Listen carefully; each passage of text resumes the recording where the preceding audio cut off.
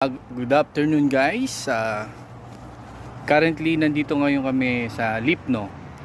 So ito yung mas ahead sa Chesque Cromolog. So makikita nyo yung view. Para siyang sa Pilipinas, parang Batangas Country Club, parang gano'n. Dito yung mga swimming event na ginaganap, mga biking dito. So mostly pinaghalo siyang Taytay Rizal tsaka Batangas City na parang Laguna yun ko. Basta ganun yung design niya eh. So maganda siya. Yung weather is good, malamig.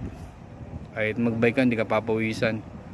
So masyadong malayo na yung binike namin pero wala pa rin. Para lang kaming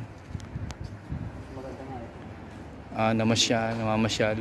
So ito, maganda yung lugar dito, parang style Tagaytay na Batangas.